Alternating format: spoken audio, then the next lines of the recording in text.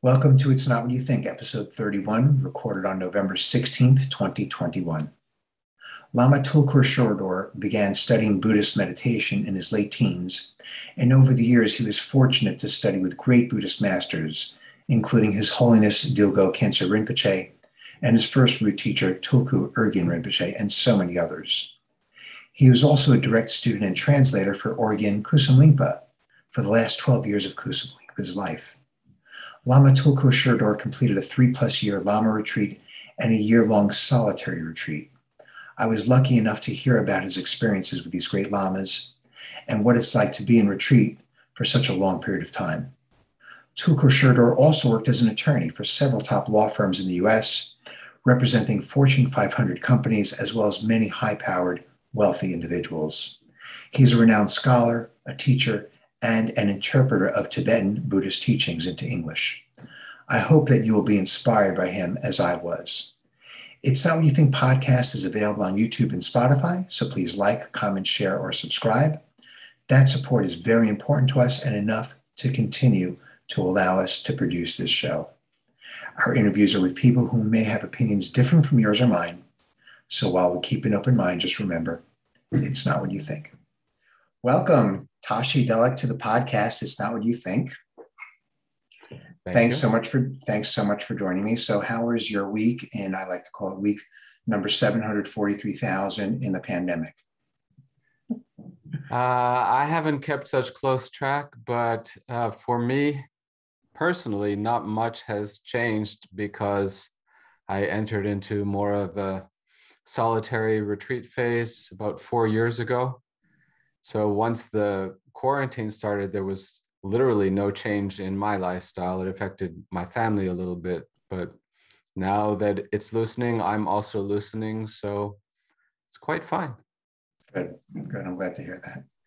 So you grew up in Montreal, raised in a Jewish family, and you were a spiritual seeker from very early on in your life. The reason I know that is because I read your memoir, which is phenomenal. Thank you. A Path Strewn with Flowers and Bones by Tulku Sherdor. I highly recommend it. So you were you were raised differently than I was in some ways, but you kind of were looking for spirituality or answers to something early on. So do you remember the first time you meditated or? I was talking to my daughter this morning when I was dropping her off at school and telling her I was going to do a podcast today. And she said, "Papa, what are they going to ask you?" And I said, probably the first question will be, do you remember the first time you meditated? So thank you for proving me right. Clairvoyance once again. That's probably a side benefit of meditation. Right. Well, when you're young, you can do something and you think, I am meditating or I am trying to meditate. But I would say actual meditation means following a proven, tested formal technique of meditation. That didn't come until I was a teenager, as opposed to just, my own fabrication of what I thought meditation was when I was even younger than that. Mm-hmm. I went to a 10-day Vipassana Christmas retreat in 1980 at IMS in Barre, Massachusetts with Jack Kornfield and Munindraji. And that was my first solid introduction to meditation practice. So, when I do these podcasts and I ask that question, sometimes people say, well, what do you mean by meditation? And clearly you defined it. The way I define it for the podcast, and I don't disagree with your definition. Sometimes the way I define it for the podcast, though, is it could be, I was walking for 20 minutes and I wasn't, and I was watching my breath. I didn't really know. No one taught me anything or, and to me, for some people that there's value to that and that counts. So even before you went to the 10-day retreat, it seems to me like you were still kind of, I don't want to use the word meditating per se, but you were still observing something was going on. Right. I think you're making a very good point because even though one can be taught a formal technique, you're being taught to do something that the mind already has the natural ability to do, and to some extent knows how to do.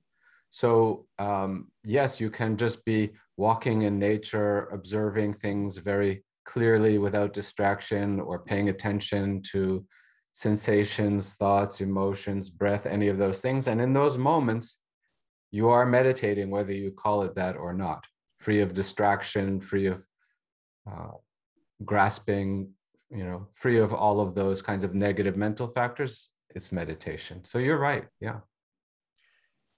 Because you early on, probably as a teenager, maybe even as younger, from what I read in the book, you were out there. I don't like to use the word searching, because it's not like you were searching, but in some way you were looking around. You had questions. You were looking for answers. And I when I read that, part of me is a little jealous, not in a bad way, but I didn't really bang into meditation until I was 21. But after I expanded my definition of meditation, I realized that, there were plenty of minutes out there, not hours, where when I was a 10, 12-year-old, that I was playing basketball, and I knew I was in America, we call it the zone, the Right. flow, whatever. Mm-hmm. Mm-hmm. But at the time, of course, and so I loved it. I thought I was loving basketball. I really just loved that feeling. Wow. But I didn't bump into it formally till I was 21. So did you feel like you were a searcher? Did you feel like you were looking for something to answer questions you had at the time? You've reminded me of one short and I think funny story from my memoir, which runs through 2009, but starts at the beginning. And this story was when I was a young teenager, and I was brooding a lot about the meaning of life and what was the point of it all, and why people seem to invest so much time, effort, belief, and energy into what seemed to me just passing social conventions and, passing hopes and fears and things like that. My parents were worried about me, and they convinced me to go see a psychologist. And I went to, just to placate them, I went to see the psychologist, and I explained all of my ideas about, searching for the meaning of why we're here in the first place, and where does consciousness come from, and is there something we can actually realize through being here in this world. And at the end of this session, the psychologist said to me, "It's fine to have those kinds of goals, but you should be very practical and set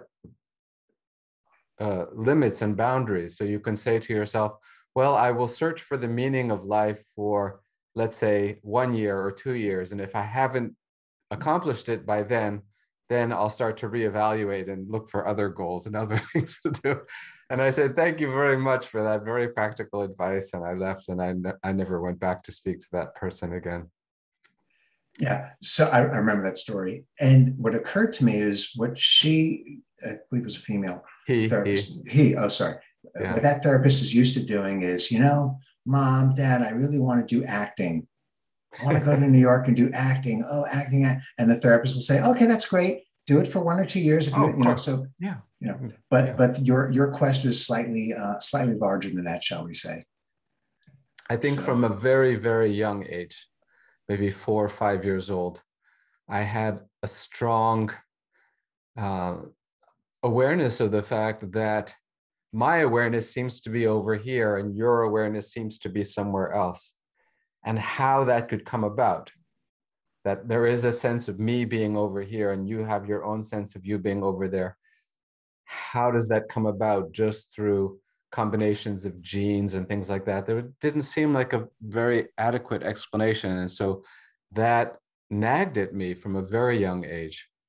Where does this sense of me being over here, having this awareness, this experience, where does that actually come from? And where does it go to at the time of death, if anywhere?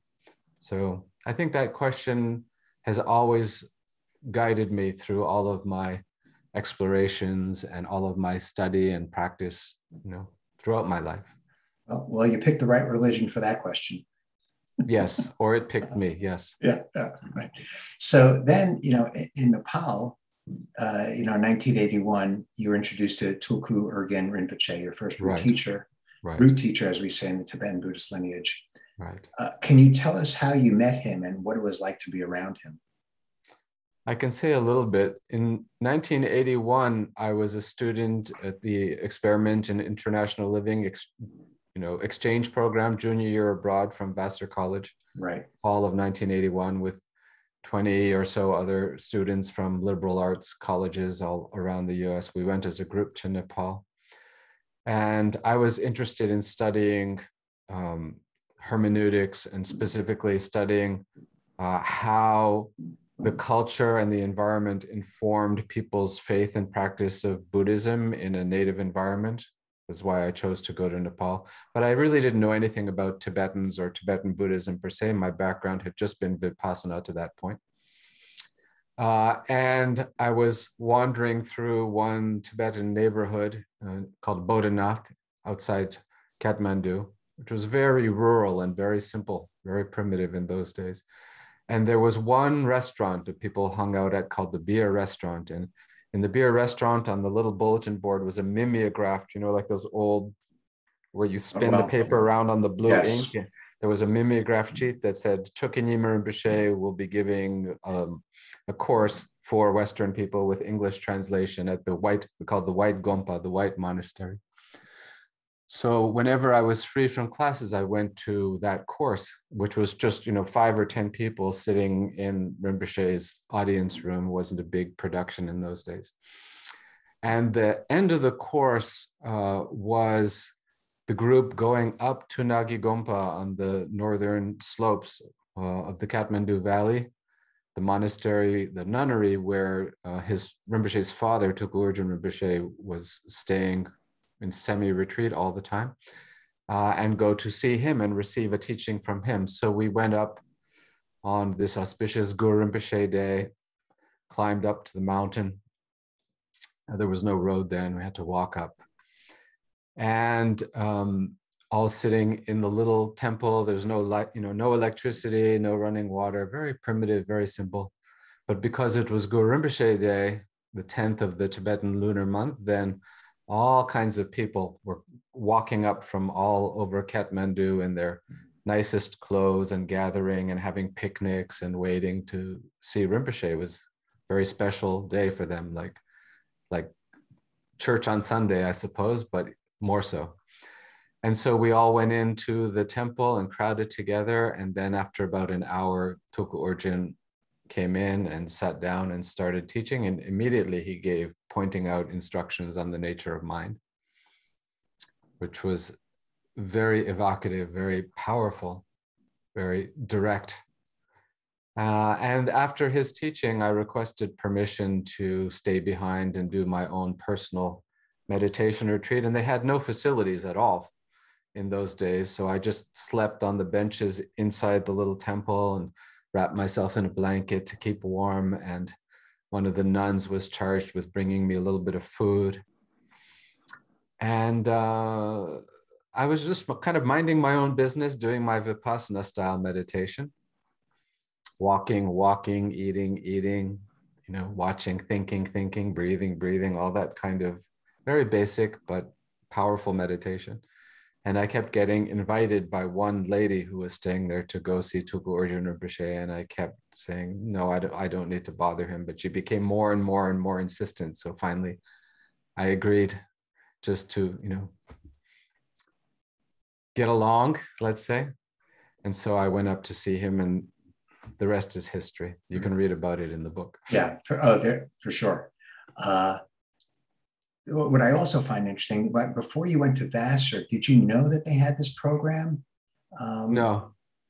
So no, I was 16 years old before I went to Vassar. So strictly coincidence, random coincidence. That they had a program to that where you could go to Nepal and study. Well, the program was actually run by a school in Vermont called the School for International Training. They had this program, the Experiment in International Living. So students from any college around the US could apply to join that program as like a semester abroad program. So it wasn't strictly from Vassar, but Vassar was very kind to allow me to go and get credit and continue my financial aid and all that, which made it possible. So thank you, Vassar. Yeah, for sure. Yeah. Yeah. So in the late 80s, you did a 3-year retreat in one of the Buddhist monasteries. Actually, I believe it's 3 years and 3 months. Mm-hmm. Can you share with us a typical day during that retreat? Because I think in the United States, oh, I'm going on a yoga retreat for 3 days. It's a little bit different than the 3-year, 3-month retreat that, like a Lama retreat that you did. Can you share with us some of the? Well, Kalu Rinpoche, who was quite elderly already in the 1970s when His Holiness 16th Karmapa sent him to the United States to teach, Kalu Rinpoche had this idea to to build 3-year retreat centers where relatively inexperienced Western Dharma students could immediately, dive in and go through exactly the same, as you say, intensive Lama training that typically a monk would in Tibet or would have in Tibet after 10, 20 years of formal study and training and familiarity with all of the rituals and meditation practice. Then a monk who was considered worthy and capable and who could become a good teaching Lama would be given the opportunity to do 3-year retreats. So Kalu Rinpoche let us do that right away. Which had its upsides and its downsides. So there was about almost 1 year of pre-training, of living at the monastery and working, studying, practicing every day, and 1 month kind of test solitary retreat in the retreat house. And then it was actually 3 years and 4 months that we did, and then kind of a wind down period. So altogether, it took more than 4 years. And what each day consisted of course, changed considerably from an experiential point of view over the course of 4 years. But in terms of the external, the schedule, you'd wake up around 3:30 in the morning after just leaning back in your meditation box, we called it. There was no lid on it, but it had side walls and front wall and a tall back so you could lean back. So you would just sleep like this. And at 3:30, someone would ring the bell and you'd wake up and stand up and do some waking up yoga practice, and then start your first session at 4 o'clock in the morning until 6, and then do a little bit of washing up, then go up to the shrine room upstairs where we would all gather and do a 2-hour puja, group practice like Tara and vow ceremony and many other things, till 8 o'clock, then a very quick breakfast, and then from 8:30 to 11:30, another session alone in your room of doing whatever your main practice would be at that point of the retreat. And then another short break, lunch together at 12, and then you use 12 to 1 to do cleanup or whatever you needed to do. And if there was any teaching that needed to be done by the Lama for the retreat, then that would be the teaching period. And then again at 1 or 1:30, you would start your afternoon session until 4:30 again, or about 4 o'clock. And then again, a group practice, protector pujas, fire offerings, and so on until 5:30 or so, just a liquid dinner. And then another session alone in your room until about 8:30, and then the bell would ring to end the session. Then you would do your closing practices like chud with the big chud drum. You do that for maybe 45 minutes. Then all the other practices you have accumulated that you didn't have time to do during the day because you're focused on your main practice, till about 9:45, 10 o'clock, 10:30. Then get your 4 or 5 hours sleep again and start all over again, 7 days a week, 365 days a year. We had about 2 hours off on Christmas and New Year, and maybe one other day, but otherwise it was 24/7. Love that. Totally love that. So it's immersion, which is really the only way I think you can really, I don't want to say learn, or experience, but really can make it a part of you. So how would you describe your state of mind or who you were before the retreat versus 3.5, 4 years later? Before the retreat, though I didn't realize it, I was the smug, intellectual, spoiled prince who thought I was better than everybody else.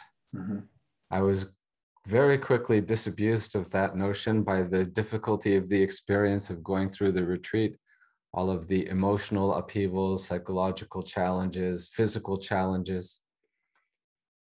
And after the retreat, I was someone who, like most people who go through that retreat process at a relatively young age, I was someone who had no idea how I could fit myself back into mainstream society, but also someone who knew that I could take my meditation practice with me wherever I went and could be extremely self-reliant, disciplined, capable of focusing on whatever it is I needed to do successfully. So yeah, that worked out very well in terms of later my experience of being a law student at Columbia University, where I wasn't distracted.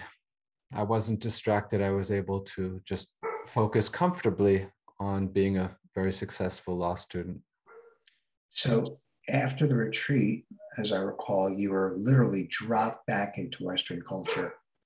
I believe in America, there was some event that you attended. It was literally the next day or so. What was that like? In my experience, I've done a number of retreats, mostly in the martial arts world.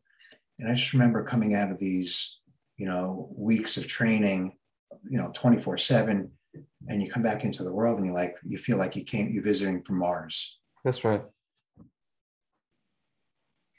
Yeah, some people search for another ticket straight back to Mars. I think it's an exciting challenge to learn how to integrate into all kinds of social dynamics and all kinds of environments and bring your practice to bear. Otherwise, if you can only be a Dharma person when you're alone in a completely protected environment, then you actually have not made very much progress. You could be an excellent beginner, but you're not an effective Dharma practitioner who can really benefit others very much.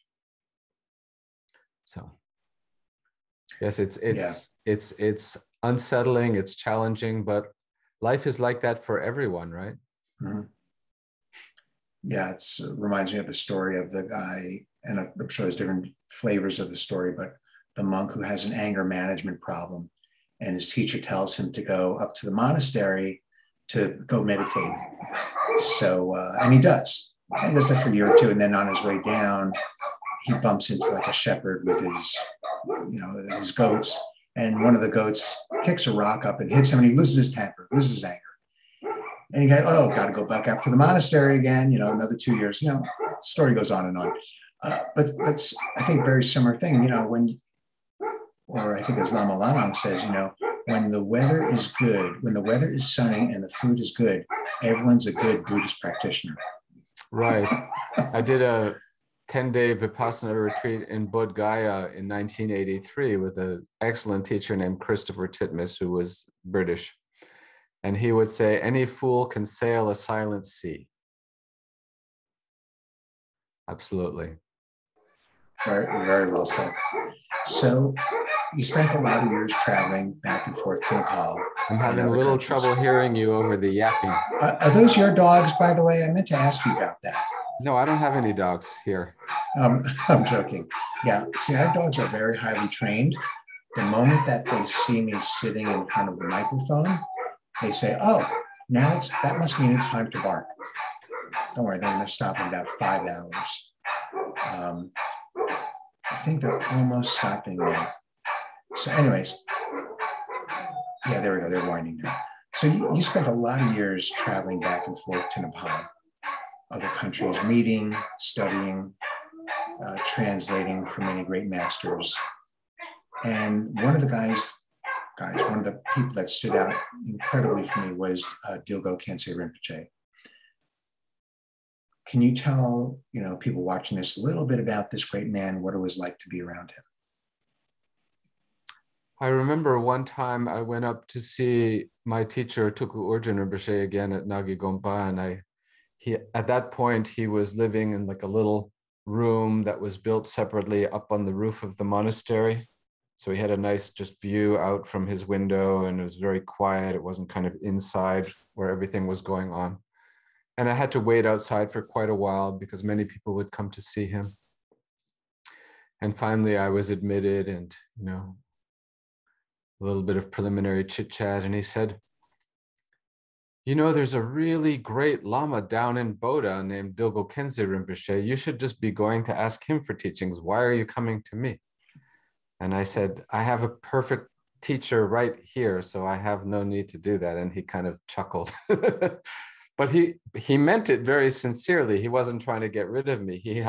He who was so highly accomplished himself had such high level respect for Dilgo Khyentse Rinpoche. And in fact, I did take occasion a number of times to go see Khyentse Rinpoche, who was more or less in residence at Shechen Monastery in Bodhanath once it was built, which was a little bit later than my first trips to Nepal. It was a few years later that they started building that. And that monastery is right next to Kanying Monastery, Tulku Urgyen Rinpoche's monastery, the White Gompa in Bodhanath. So it was very easy, remarkably easy in those days to just show up and see what was going on. And there was always a lot going on around Dilgo Khyentse Rinpoche. He himself would just be kind of like the mountain that was there, and all this activity was constantly happening around him, and he was seamlessly kind of orchestrating or guiding it all at the same time with like no sense of any kind of effort or planning. He was just present with everything unfolding around him, and someone asked him to teach, then he would just start talking, and he could just talk. It seemed like he wasn't taking a breath. He could just talk in a stream for like 1 hour, and just this perfect teaching would come out. And it was impossible even for Matthew Ricard to translate extemporaneously. He would have to take notes and record it. And then when Khyentse Rinpoche was done, and he would leave, and then Matthew would go over it and translate it because it was too much. It was too rich. So yeah. It was like that. And yeah, it was quite amazing to see him and be around him. But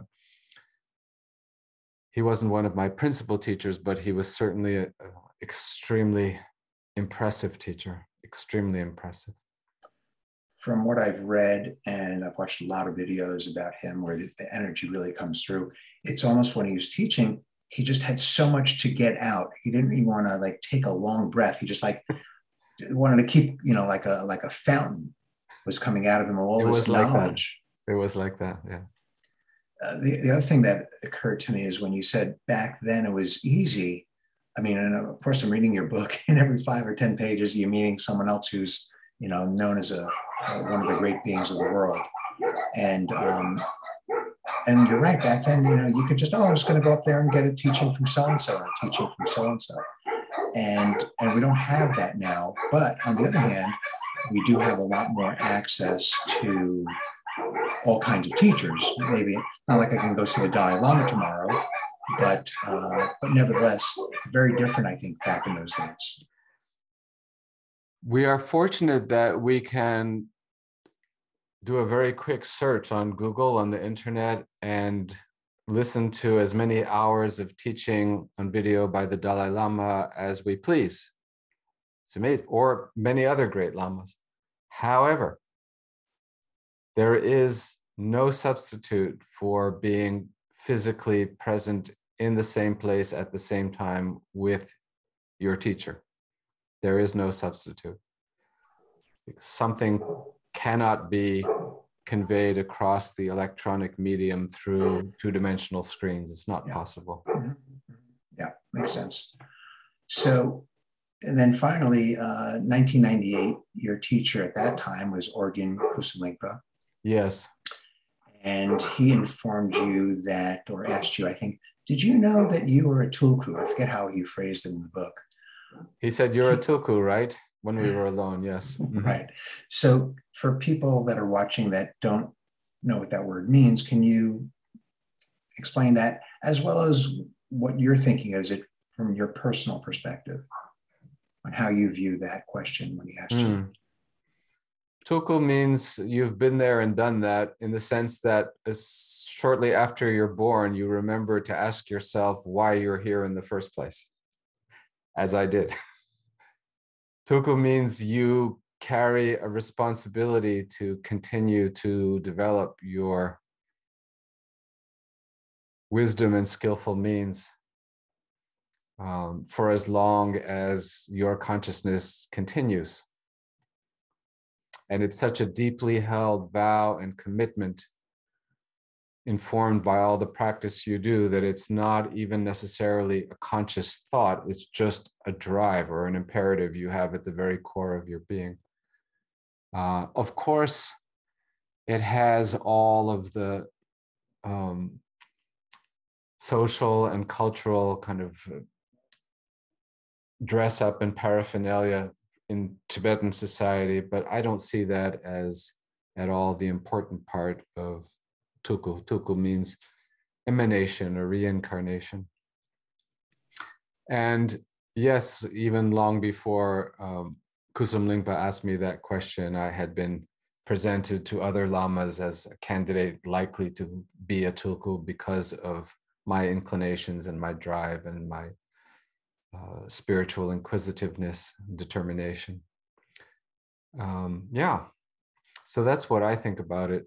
And I think it's an investment that requires continual reinvestment, not a status or a title or a job description, but a commitment to keep improving and keep growing and keep adapting to changing times, places, circumstances, so as to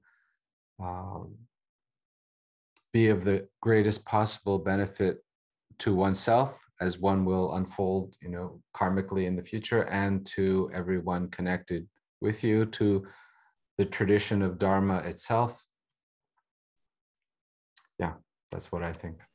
So talking about change and being able to adapt. So after many years with these great beings and retreats and practices, you go to Columbia Law School.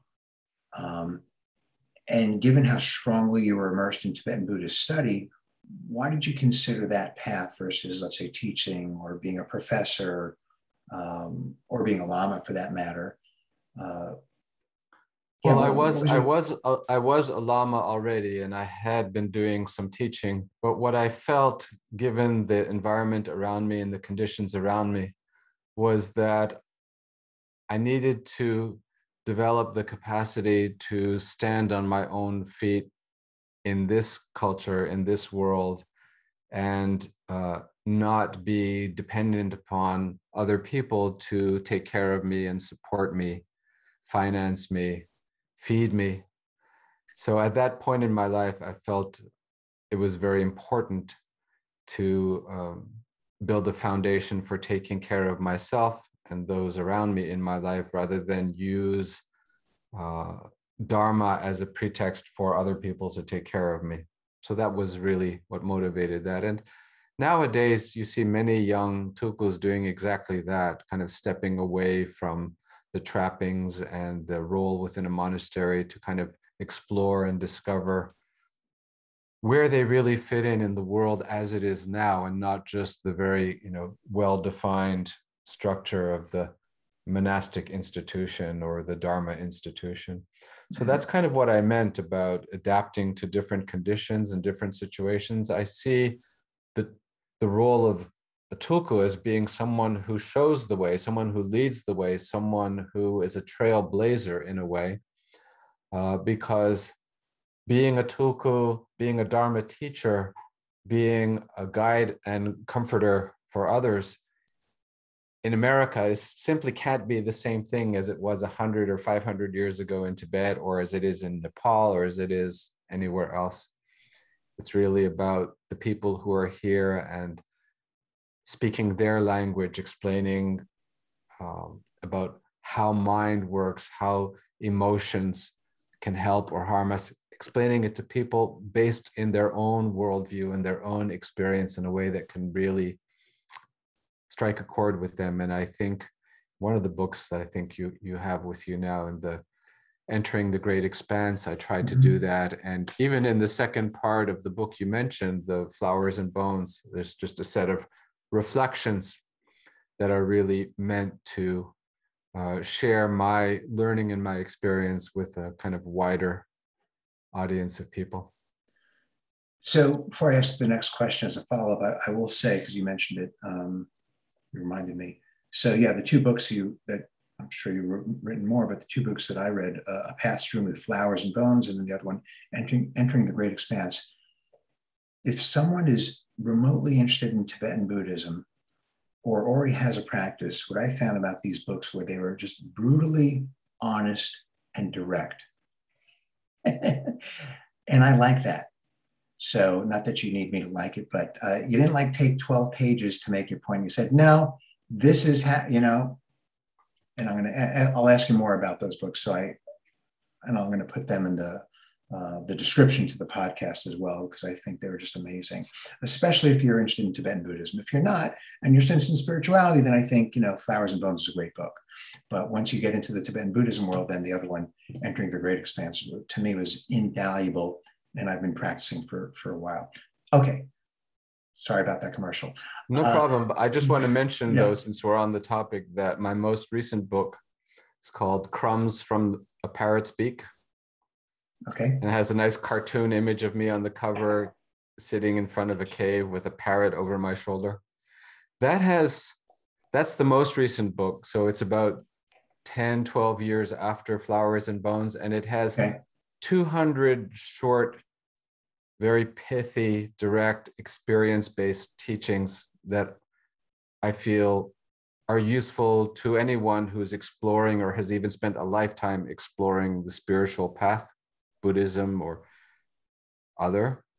And it's not just, essays, but it's poems, reminiscences, stories, all kinds of different literary tropes and forms. And it's kind of like, here's 200 things I have to say, because it's, this is what I've learned, and use it. So for people who don't want the kind of more formal teaching in the, Entering the Great Expanse is mainly targeted for people who are doing what's called the Ngundro practice, or the preliminary practices of Tibetan Buddhism. But the later book, the Crumbs from a Parrot's Beak, are useful for anyone, whatever their practice might be. Great. I'll absolutely look forward to that. So, and I'll put that also in the description. So, okay, so you worked in the legal arena after law school for about 12 years, very intensively. Firms like Fried Frank, that folks that know the legal arena know who they are. People like David Boies, many folks might remember him because he represented Al Gore in the Chad debacle in Florida. And of course, I mean, not just that, he's got a long list of accomplishments. So I guess my question was, how did you last 12 years? And how were you able to straddle both worlds? Or did you not look at it like you were straddling both worlds? Again, I think if you can manage the discipline of a 3-year retreat and really thrive and grow and develop from that experience, you can pretty much handle any environment. And working as complex commercial litigator, doing antitrust work and working on billion-dollar lawsuits and all of these, cases, it really wasn't that difficult from that point of view. It was easy to just sit and focus and write legal briefs and show up when I needed to show up and all of that. But where it finally broke down for me was that people's emotional egoistic development lagged so far behind that it really distorted how they approached their work and how they approached the team of lawyers working with them, either with them or against them. And so a lot of the actual practice of law I found very emotionally and psychologically immature and even primitive, inescapably so, at least in that arena. And so finally, I just got tired of that. And I felt like I had socked away enough money to build my Dharma center, which was my ultimate goal in working. Mhm. And so I just quit. Yeah, so when I was reading that part, and I really didn't know what to expect when I was reading the book, but when I was like, oh, this guy went to Columbia Law School, nothing to sneeze at, et cetera, and then worked for, Fried Frank, et cetera, et cetera. The legal system to me, like much of Western culture, is inherent by nature with just a lot of grasping. People, firms, attorneys, they all want to win. I'll tell you something funny. It occurred to me after a couple of years working for David Boyce, Schiller and Flexner law firm. And I was there almost from the inception of that firm, maybe a year after they started. So my office was 10 people when I started. It occurred to me pretty quickly that the culture of the firm revolved around him and pleasing him and serving him and attending him and pleasing him and praising him in a way that really wasn't very different from some of the communities of lamas and their students that I had been involved in before. It was still very much a cult of, follow the leader, cult of personality, except it was even much less healthy. Because as a lama or a leader, he was not spiritually advanced being who one should really accord that much respect and veneration. But from a very immature point of view of like, he's the one who's bringing in the big money and the important clients and winning all the cases and who shows up in front of the judge. So he's kind of the guide stone, he's kind of like the light that we all follow. In that sense, it's a path. There's a leader, there's a follower, there are many followers, there's a path, but not a very spiritually nourishing one. So it was kind of like a distorted mirror of some of the spiritual communities I had been involved in before. And I found that kind of amusing. Yeah, it's just a different yardstick, in the Buddhist world, we would hold that great reverence for people who have the least ego. Right. And in the legal, the business world, which is the world I'm involved with, it does the cross most over ego. Biggest, who's got the most money. So the people who have the most money, the most power, and the biggest egos are the ones who are at the center. Right. And in many cases, people are going to do what it takes to win or take advantage. Could be lying, cheating, stealing, presenting the facts in various ways. And so I just, and I have a similar experience because I'm in business to pay the mortgage and all that stuff. But at the other time, I'm also a practicing Buddhist, and I find it very difficult to do both, to be in business and to practice Dharma. And I regret asking you how you straddle both worlds, because the reality is, I don't think we straddle both worlds. I think that we are a practicing Buddhist in the legal world or a practicing Buddhist in the business world. We're not like, take one hat off, put on the other. It's not like that, is my sense. Mm-hmm. Yes, there was very little of my Buddhist practice that I could bring to bear in the legal practice other than my own perceptions and responses to what was happening. It wasn't something I could really share in a way that benefited anybody else. Much as I would have wanted to do that, there was no place for it. And then I look at the habits that not necessarily you, but the habits that are created being a business person or a lawyer for 12 years. Now, I'm not talking about habits like getting in early. I'm talking about habits in terms of grasping.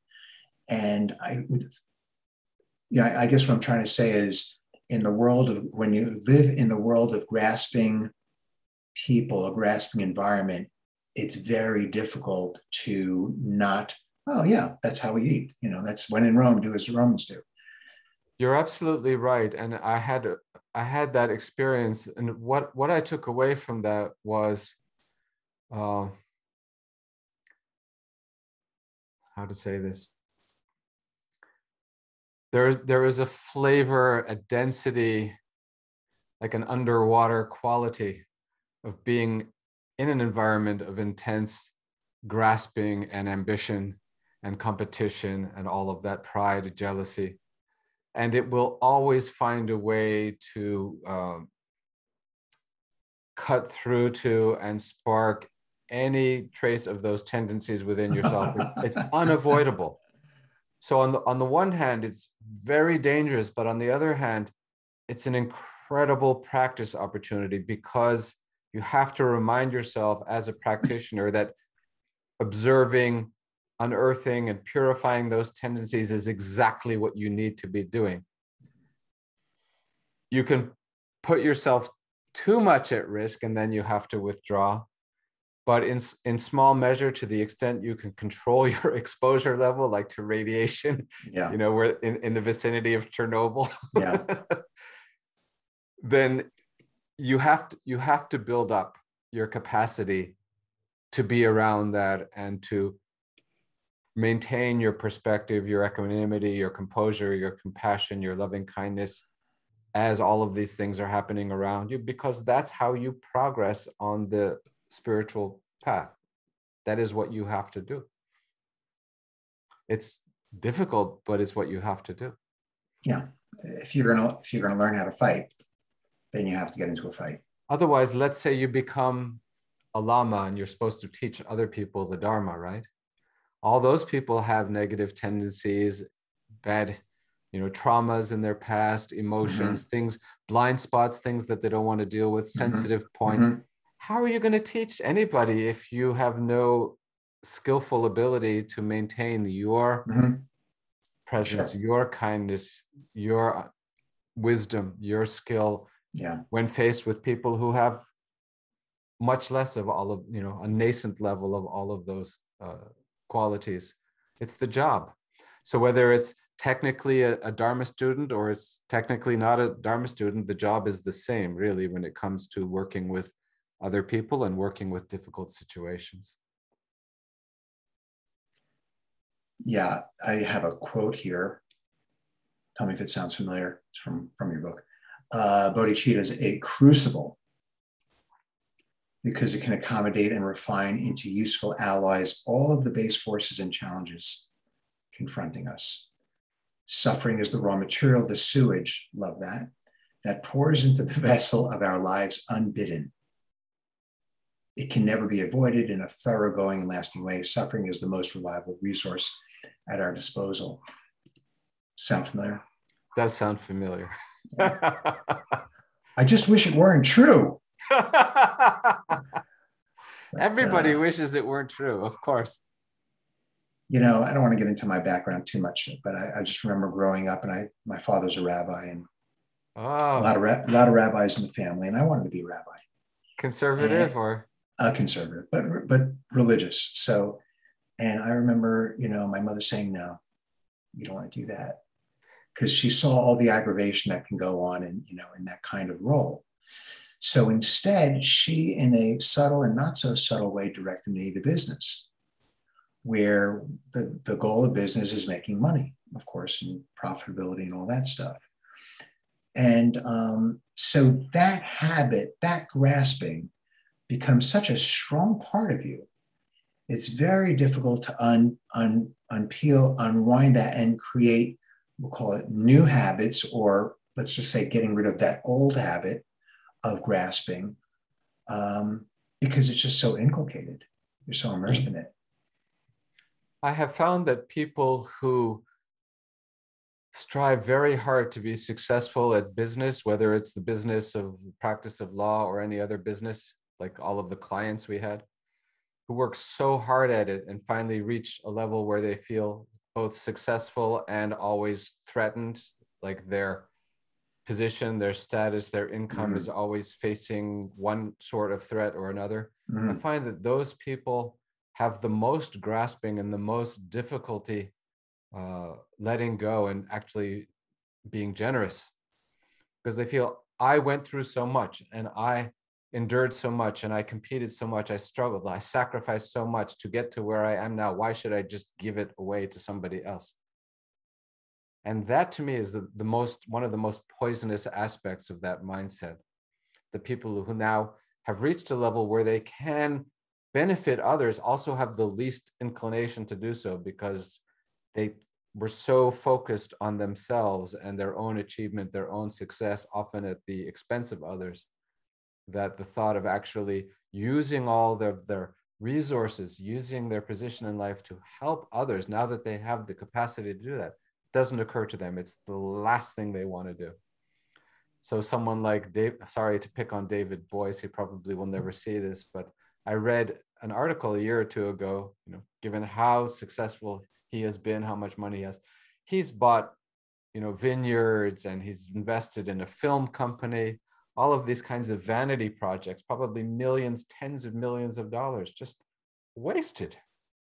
And think of how much good someone like that could do with that amount of money. And there are some rich people who do that, but they're in the minority, I think. Mm. Yeah, I've heard Lama Lamang say, when you're poor, you grasp to be rich. And when you're rich, you grasp not to lose it. Yes. Yes.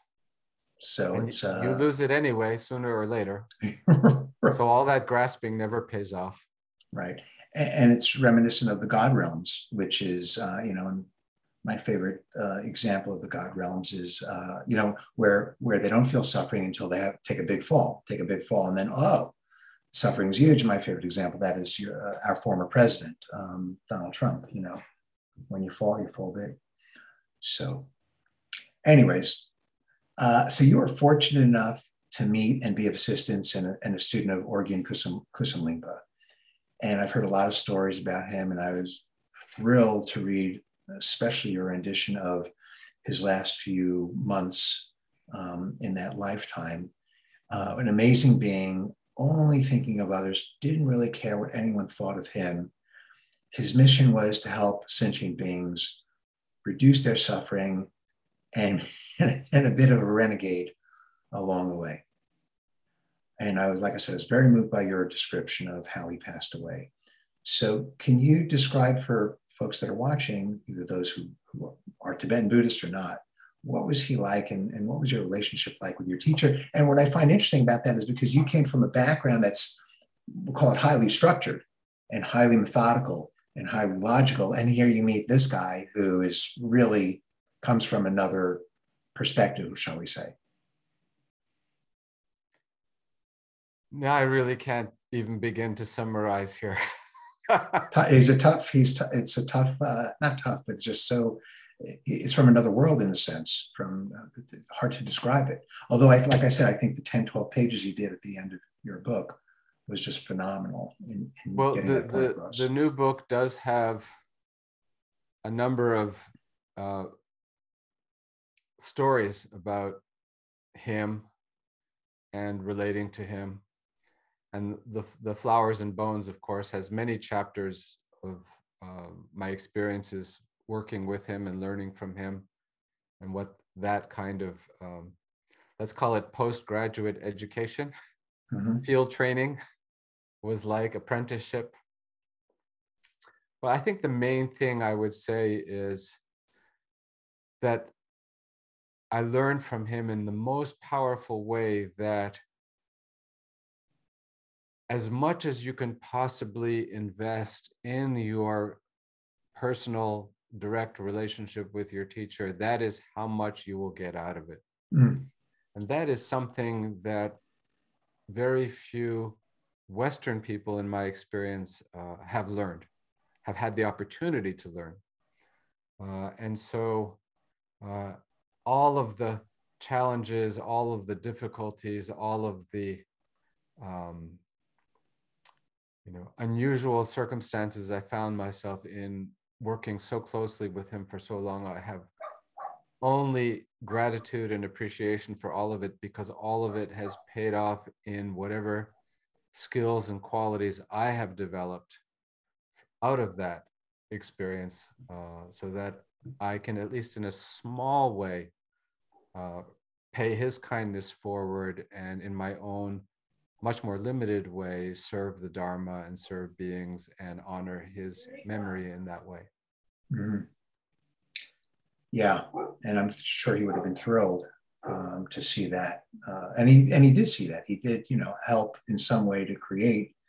In 1998, you founded, created, you currently, I assume, manage Blazing Wisdom Institute, Saugerties, New York, blazingwisdom.org, with his blessings, in a sense, and his almost like his push in a little bit. Morty, I will say this, and maybe we should end on this note. It's a very good point to end on.